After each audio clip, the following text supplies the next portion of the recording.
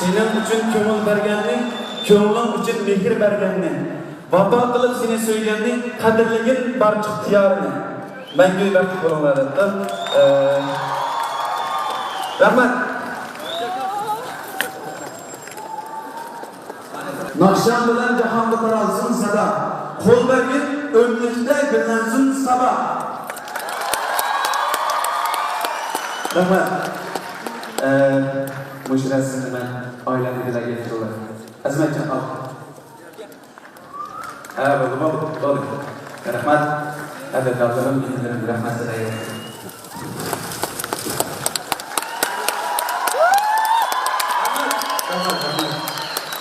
Bugün Orta Asya dostluk sanat kişiliği boğazıdır.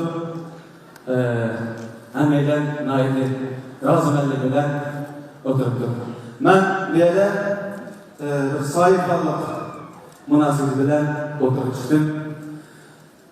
Hameyden'e malum Azak, Kırgız, Uygur Esbigi konsertına Özbekistan'dan hem sanatçılar demekçisi. İki sebepler tüfeydim gelenleri.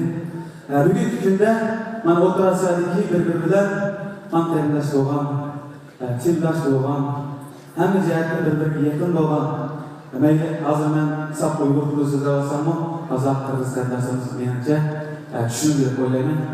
Şuna rahmet.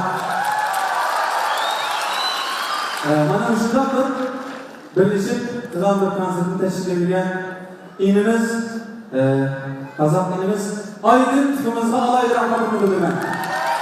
Aydın'dan yaşak kessin, ben bugün gidip şundak bir meydan hazırlap, halkını bir yer cemdiriş, yakın fikirlerde minacı tündü. Şuna, bunu deyikin şundak konsertler otursa deymen, Orta Asya dostları, bizimki elbelen, Akrab hoş eller, Kazakistan, Kırgızistan ve başka eller dostları memnun yaşasın ben dileyim. Bir bölümden şuraya varmaya çalışalım. Birge.